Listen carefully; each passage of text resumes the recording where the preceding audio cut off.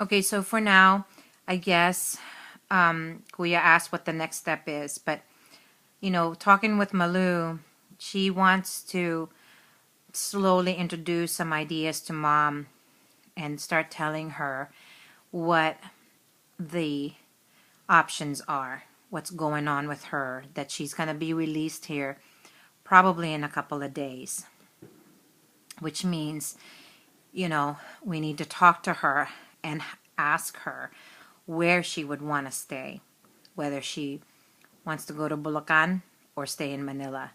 But obviously, we're going to really encourage her. And Malu said, we'll give her all the facts. We'll give her the pros and cons on both places.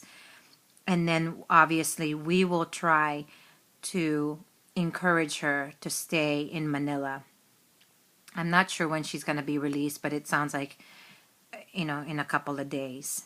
So they don't want to give too much to mom at once because that may upset her and get her, going, and, her high blood pressure or whatever that's going to upset her. And then we'll go from there. We'll know what to do and what she decides.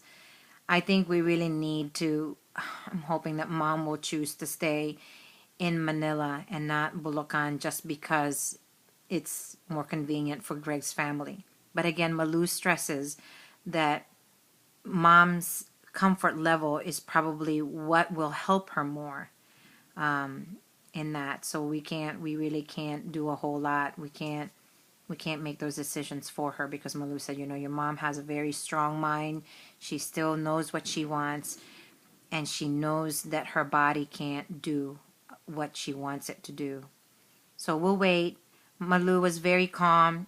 I'm sure I'm not saying it exactly the way she said it because it seemed to make more sense now that I'm having to repeat it. And she said a lot more that I can't remember, but that these are the most thing that really I think impacted me. I was definitely frustrated, and she felt that.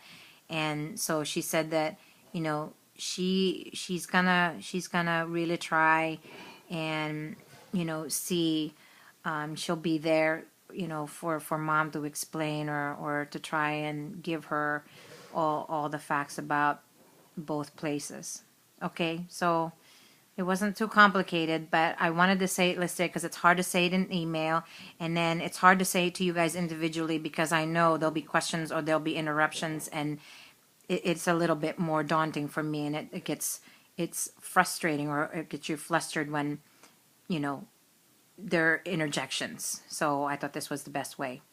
All right, then I guess the next thing is if you guys have any ideas or any suggestions or any comments, let's just talk in an email and let that be, because then that way everybody gets a chance to talk, and then everybody gets a chance to read what everybody is saying. So if we could just do that, and then let's be diligent about checking our emails all the time. Oh, that's the other thing too that I asked Kuya, because Kuya said, oh, let's get on Facebook because that's easier for me. And I said, well, Kuya, you said that, and then next thing I know, you're emailing stuff, and so it was hard for me to be like, okay, let me check my Facebook, but there was nothing there, and then let me check my email, but there was something there.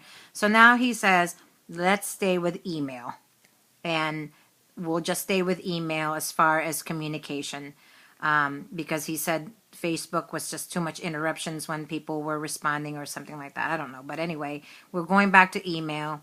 So again, if you have any thoughts, suggestions, questions, we can just communicate through email back and forth. And that way everybody gets a chance to be heard. Okay? All right. Love you all. Bye.